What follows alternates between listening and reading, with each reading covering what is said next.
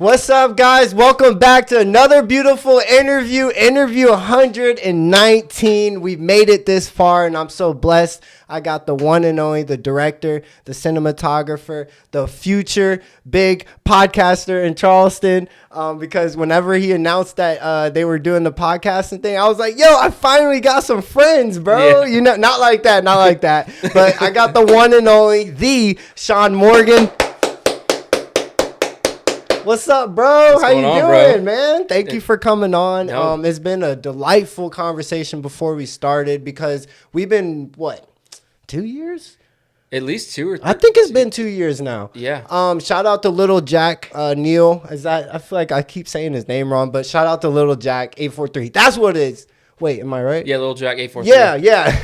There's so many littles. Yeah. It's so hard to remember everybody. Or Jack the Ripper. But, that's what I remember. Yeah, Jack the Ripper. But he put me on with Sean, and he was like, when you first meet him, y'all are just going to click. And honestly, bro, I think we've clicked. It's been really an honor to get to finally meet you in person. You are what you put yourself as on social media.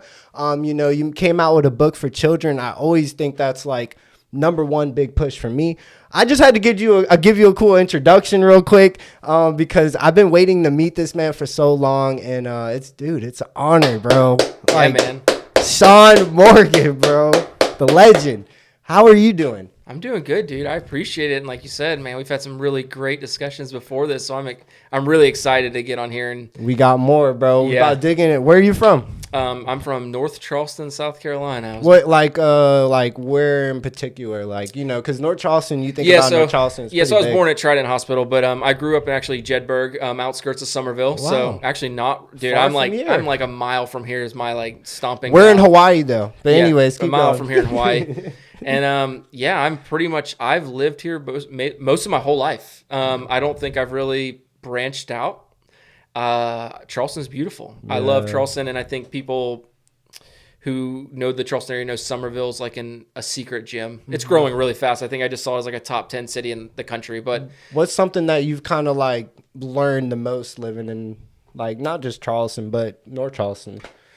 Because I know you probably go around there still a lot, right? Yeah. I'm always in North what's Charleston. Something that you've learned since when you were a kid to presently? Like, don't take 26 back from Mount Pleasant to Somerville at 5:00. Right. That's a fact. Just always. No, now it's 4:00. Yeah, it's anytime now. It's delayed back now. Traffic is crazy. Insane. So I'm almost 35 years old. So since I've been driving since I was 15, so in the last 20 years. But it used to be a lot slower. Like the pace in Somerville and North Charleston was really slow back then. Because I'm only 26, about to be 27. I've been living here since probably like 8 or 9, and it was like dirt road where we're at now. Like this area right here was like kind of like. I remember when they cut this neighborhood. Yeah. Like I used to run through here with my dirt bike. Right. Like, I believe it. No bro. joke. I've heard so many crazy stories, especially this neighborhood. Yeah, we used to be able to take our dirt bikes all the way up almost to McDonald's on Main Street. It was fun. So it definitely was a small town, and it's grown, and I kind of like it. I find myself enjoying city atmosphere like Charlotte and Atlanta. I'm in and out of there a lot, and so to come from this to here. Where did you go to elementary school at then? So if you were, I grew up Niceville Elementary. Wow. Yeah, so I'm right across the road. I love that. Yeah, that's cool. So yeah, and then like I said, I was Somerville High School, and then I did art school at Rawlings for middle school, and. Mm-hmm. What was it like? Like, what was the early stage? Sorry, I was trying to let you talk. I didn't want to keep down. But what was like I wouldn't say the process of like elementary school to middle school, but like what was the transition like for you? Because I'm not expecting you to remember how elementary school was. Do you remember anything from elementary? It's kind of strange because I feel like that transition was more impactful to me because I went from more of a public school to an art school with Rawlings. We had to audition to get in. So I lost like all my friends. I distinctly remember going from 5th to 6th grade as like, I knew no one but like the actual teacher there because somehow she went from like my 2nd grade art teacher to now my core class teacher.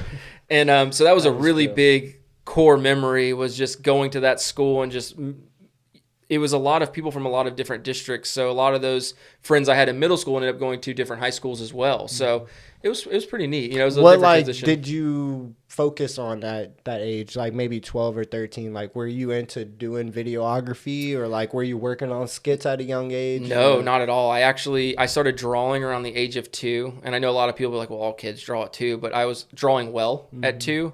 So my main focus was like 2D art, and through high school and stuff, I did 2D art honors, and I branched out. I wanted to learn everything, and then so my core classes in middle school and art school were all drawing, 2D art, painting, and drawing. And then when I found, was this something you kind of like, sorry to cut you off, but is this something you found like passionate? Like in the yeah. moment you were like, yo, this might be my whole life. Yeah, Or, I wanted, like, not like I that, wanted but- to kind of be an artist at a young age. I wanted to draw. I really don't draw now. That's what's crazy about it.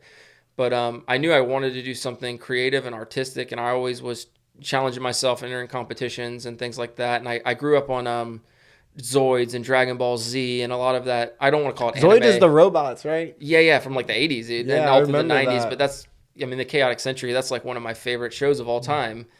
And so I always was drawing, and I wanted to be like a animator. And I think when Pixar dropped, I was like, dude, I'm going to SCAD Atlanta, and I'm going to be an animator. That's like the highest degree of doing animation, right? I think so. Yeah. Yeah. That's cool, I don't know. though. I'm not a post-production guy now, so I couldn't tell you. I'll probably get that wrong. But I really wanted to get into animation really young. Were you like a troublemaker in middle school and stuff, or were you like a class clown, or like what was like I wasn't really your attitude? I at wasn't that really age? either. I was always a comedic person. I never took life too serious.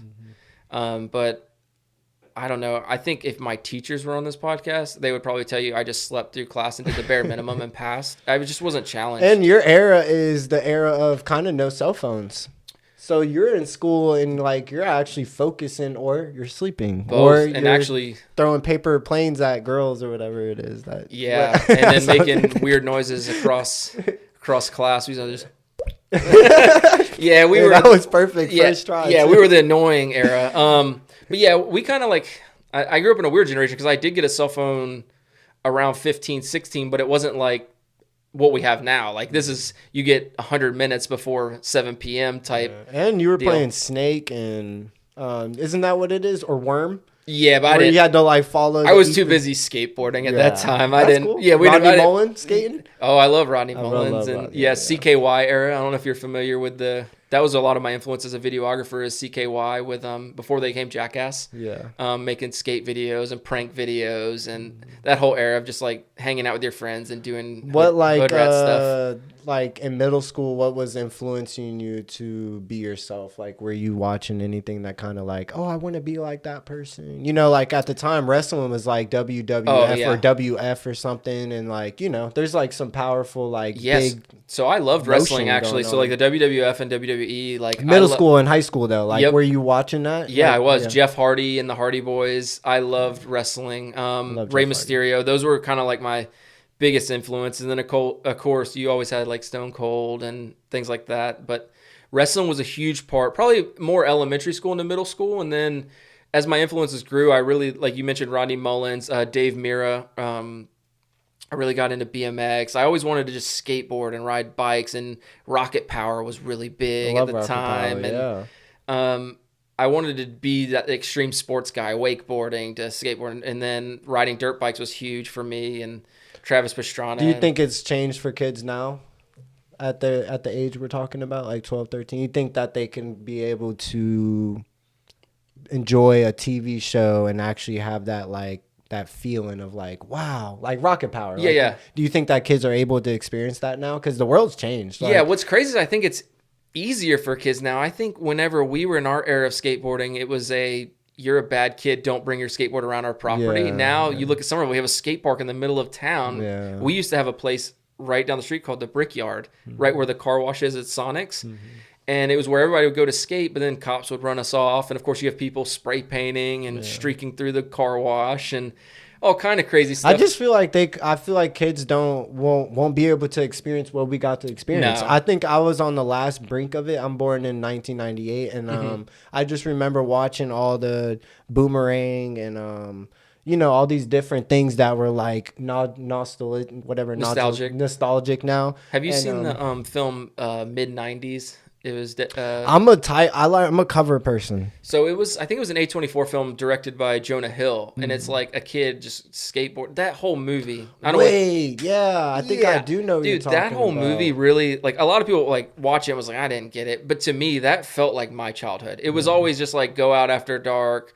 You're always around older kids who are drinking. You're getting in cars with strangers, and these are like 21-year-olds. Just getting into trouble. And you're like 13. Like I said, we used to ride dirt bikes. Were you like surrounding yourself with the right people in high school though? When you transitioned to high school, was it like doing straight A's, or were you actually out just being around? And if you don't want to talk about it, you don't have to expose. No, not really. Like but some people may want to know like how you. It was average high school kids, man. We like to party and underage drink and chasing girls and things like that. I was a normal high school kid, man. Like I never got in like major trouble or anything like that.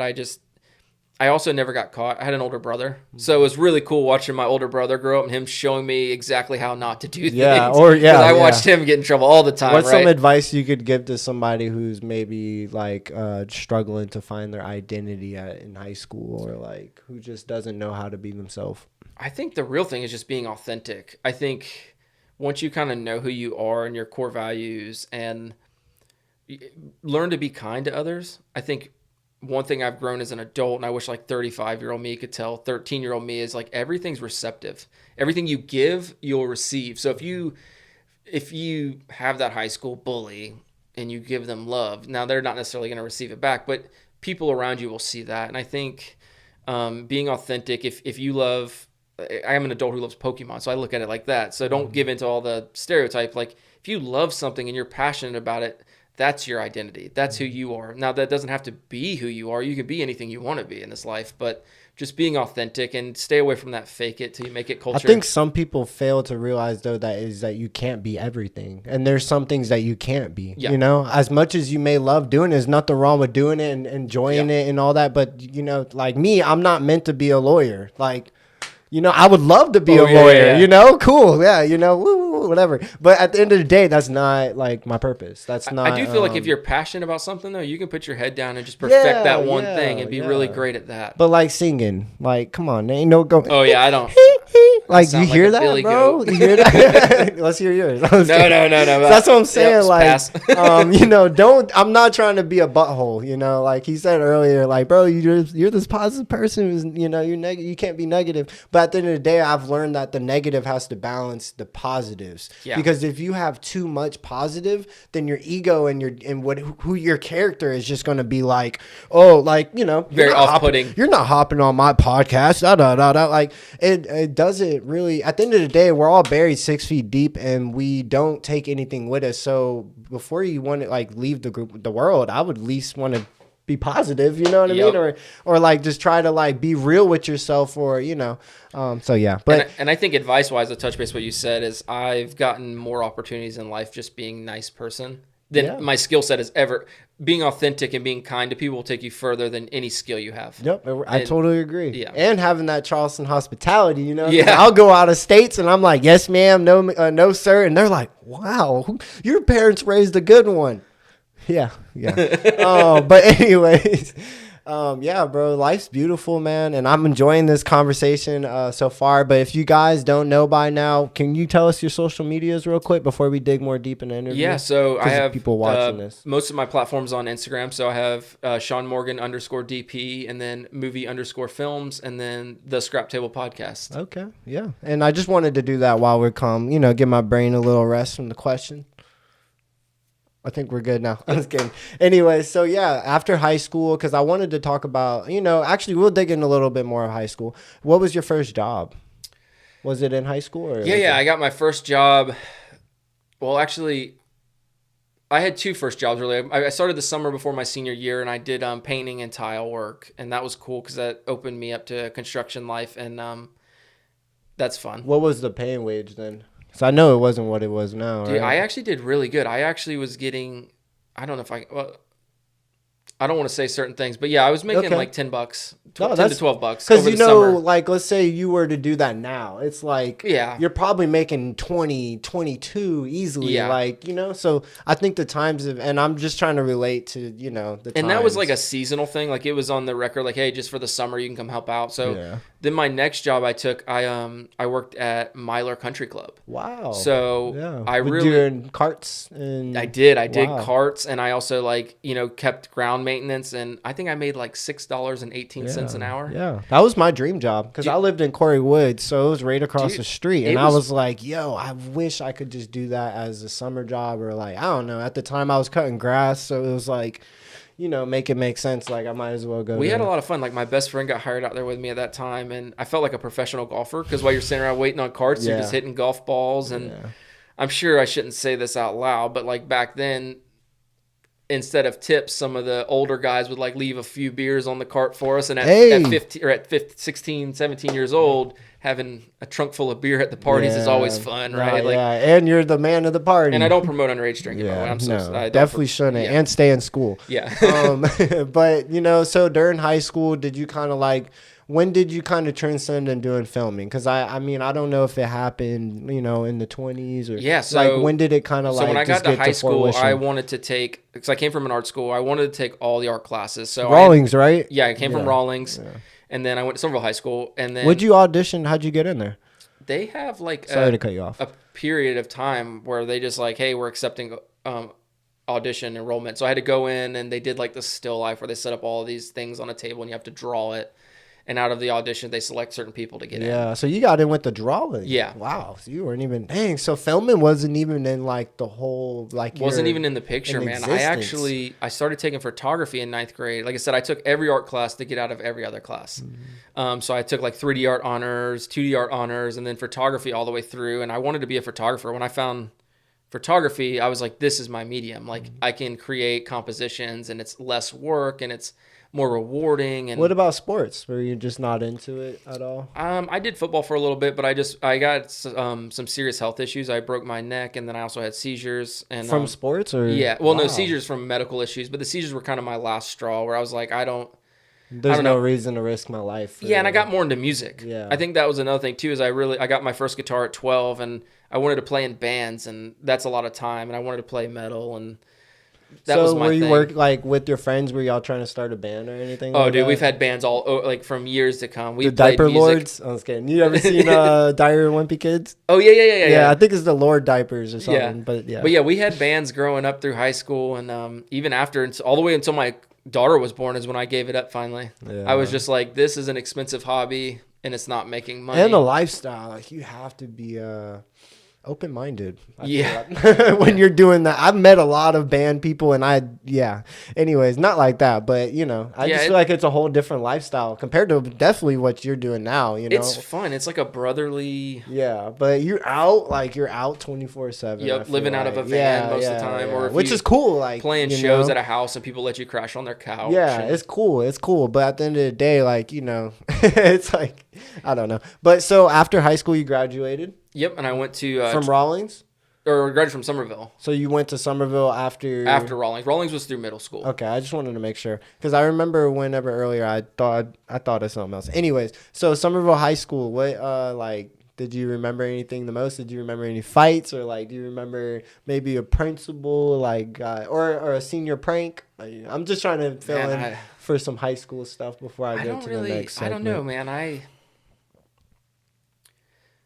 I didn't really like have like this crazy interesting high school. It was more just like kind of just went through life. Like I said, we had parties on the weekends and things like that. And I went through that toxic phase of just self-destruction, I guess you would say. What's something that you could advise, like maybe one thing not to do in high school? I don't know. Oh, let me think. I'm trying to be different. That's what I love doing Not interviews. to do in high school. Yeah. I can tell you things I wish I would have done Yeah, we could do that, whatever you're comfortable with. I think because I could say like one thing not to do in high school is to lie to yourself, saying that like you fit in with the people that you think you do. Yeah, that's for me, I spent like my whole high school thinking that I'm cool with these people, that these people think like they like me. Yeah. But in reality, they didn't give it two craps. They just wanted what I could benefit or what they could benefit off me from. I think one thing I would tell myself back then, or advice, is like none of this matters in 10 years. Yeah, the whole world you've created from 9th to 12th grade. 10 years from now, you don't even know these people exist. No, that's kind of where I've been on the edge of. If I had a kid, I would do homeschooling and stuff because I wouldn't want my kid to just like have this like false thing of this is how the world's going to be. Yeah. But then you get out into real world and it's like, because I was not put out, but I was out of my home around like 18, 17. So I've been living on my own for a while, especially yeah.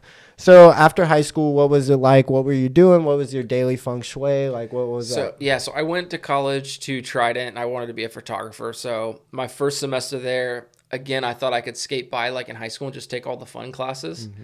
So I doubled down on like lighting, studio lighting, design. I wanted to do photography. My major was like photography and media arts. So there was a lot of design elements in that and media elements. First year of that, I did awesome. First semester, second semester, I was having to do like 5 projects a week delivered. Was there stuff that was like making you struggle to be able to maintain going to school? Because, at that age, you're like 20 something. You're like, all right, I can do whatever I want now. Yeah, I think that's what it was my own discipline and willpower. It's like I'm finally free and I can get a job right now. And I don't know. We used to skip school and go drifting. That was my thing. I was big into cars. So I got tired of going to school as a photographer. And I was like, I'm never going to get work unless I do weddings. And I don't want to do wedding photography. Yeah. So I lost That's like the route that a lot of photographies go. It's big here. Charleston's wedding capital. You make a lot of money. I mean, I don't know if I personally want to do stuff out of money, but if you're trying to make a business, you have to have money. And There's money in wedding photography. That's the best way to start. But my thing was it was a crowded field. Like everyone was a wedding photographer. And that was like one of the, I would say like peak advance of cameras was right at this time in 2008, 2009. Anyone could go get a Sony A7 and shoot beautiful photos. Mm-hmm. And I was a film photographer. So all through high school and college, I was shooting black and white film, medium format and 35 millimeter and developing it.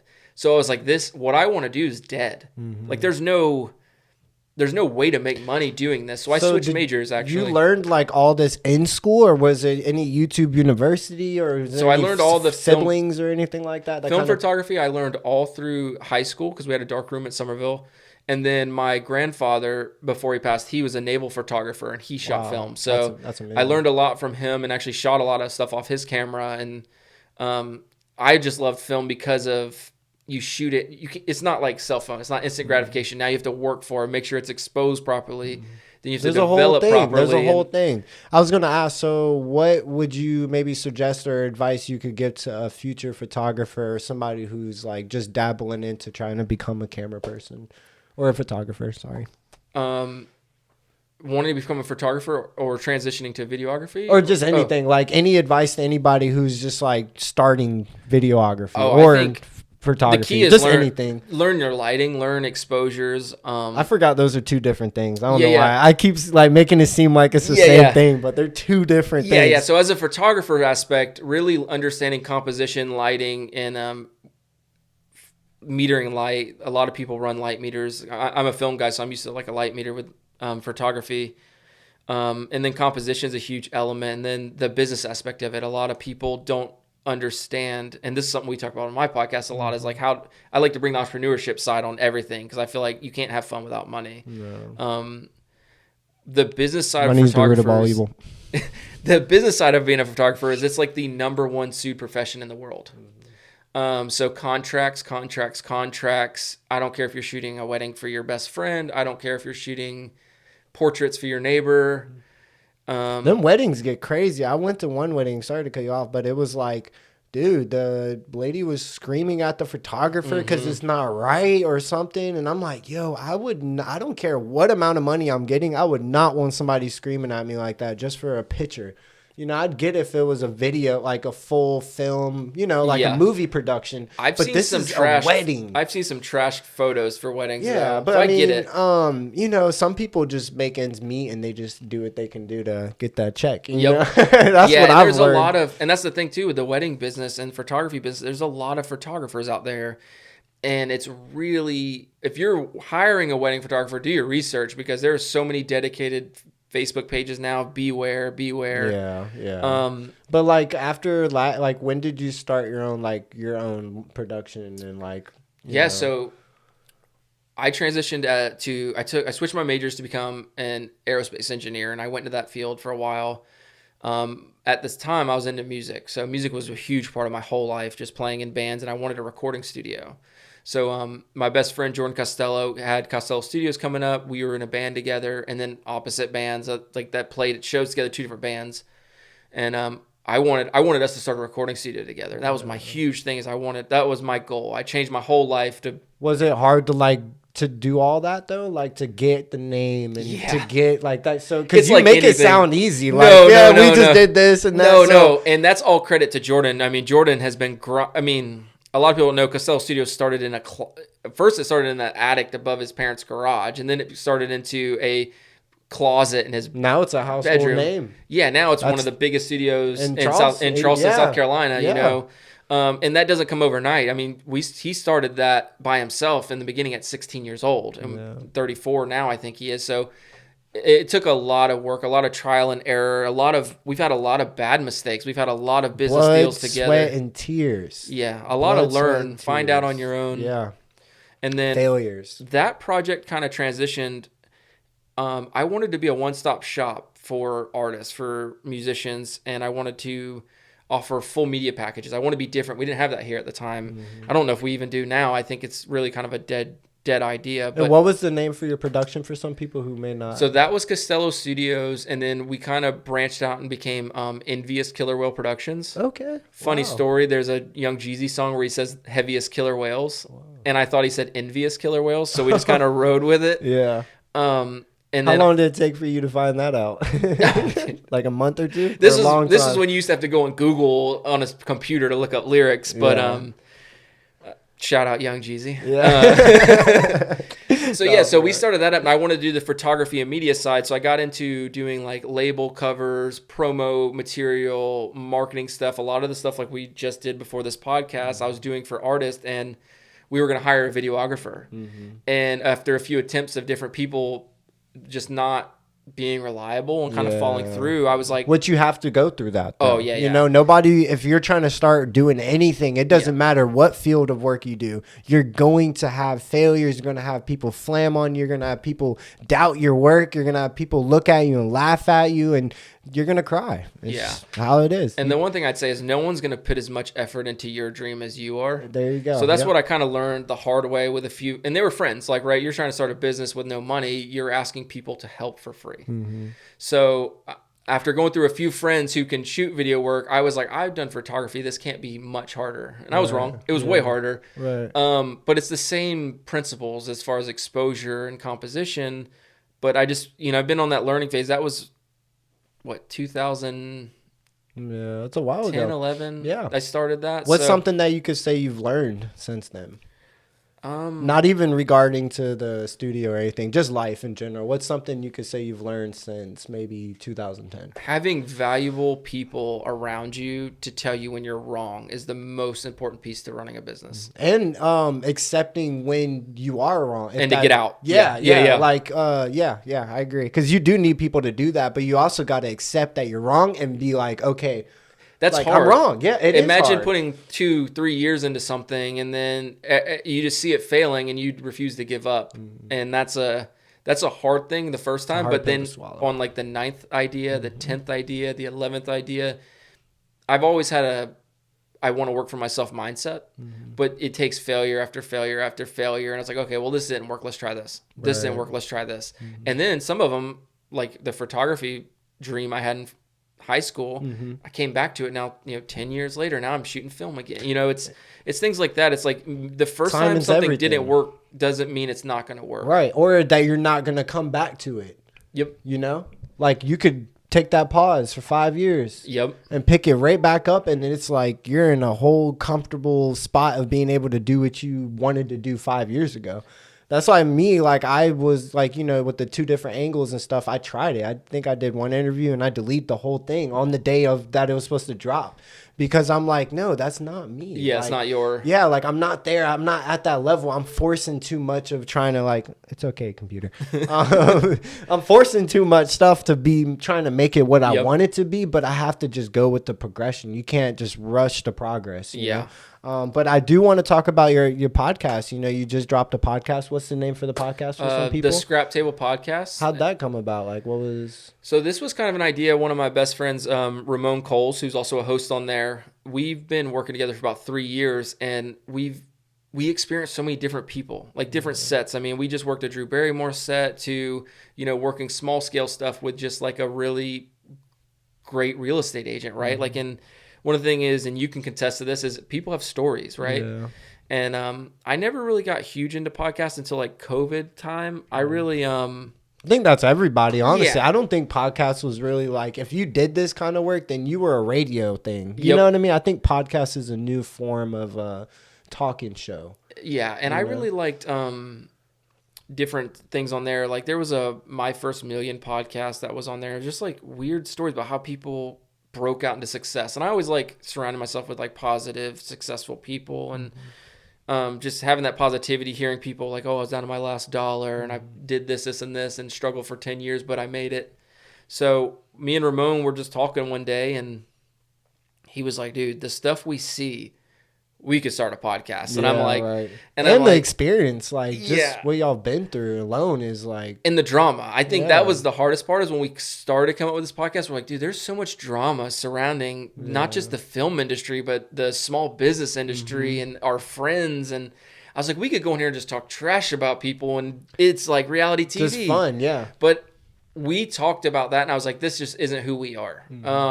And you have to, if you're starting or doing any type of podcast, like you have to lay down morals before you just splurge into just working with people and doing things, because you could have people come work with you that they're doing like, they're living a whole different life that you're not trying to, like, I don't know. You know what I mean? Yeah, like, and you know it. You can have people come on to the podcast and really unload. But you don't know until you meet them, kind of, because anything that you see on social media is chosen by whoever account it is. That's like they're trying to any media. Yeah, that's what I learned in media arts is, what you're seeing is what you're being shown, and perception. And that's one of the things that I wanted.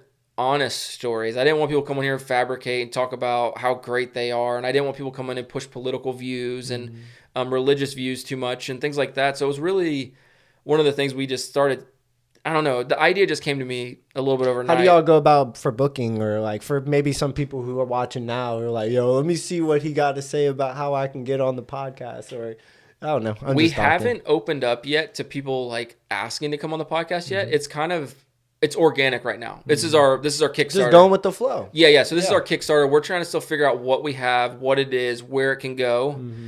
So everybody that's kind of been a guest is either someone one of us three has directly worked with and I know would do that favor for me. It takes a while. It takes a while though, man. Because like, dude, I got to about like, I think it took till 80 people coming in my house, and not trying to be weird or anything, because I do this remotely out my house. Yeah. And dude, I was like, am I a podcaster yet?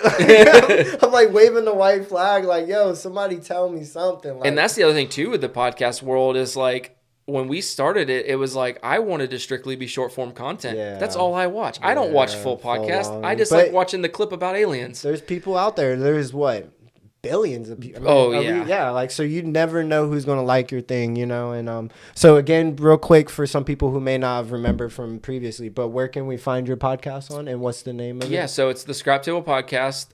We're on TikTok, Instagram, Facebook. Our long form content currently is on YouTube. We'll be transitioning that to Facebook as well.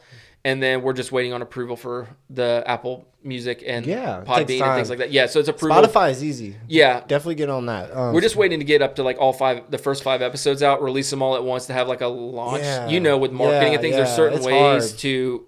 I don't want someone to find our podcast on one episode and then something happens in the other 4. I want all of them out. Story Get of my somebody life. interesting. Yep, because it's hard to run in, like, because I do everything that you've seen by myself. Like, just and it's a lot of work. Yeah, it's a lot. To keep doing it. Like, you could do it the first couple times. Yeah, cool. Yeah, I did it. Woo, woo. And then it gets to about, like, 50, and you're like, all right, bro, you're not making no money. You're not, like, everything is just, like, you know. And that's one thing, too, with us is, like, I applaud you is because you said you've done 80. It's like we shoot more of like a TV style show too, where it's like we do 5 in one day, so we have time to keep up with it, and even that is insane, and it's all out of pocket. Like people don't realize you're supporting all the funding, the fooding for the crew, and everything. It's all out of pocket. Like that's what I need to do. I need to get catering for people when they come in here.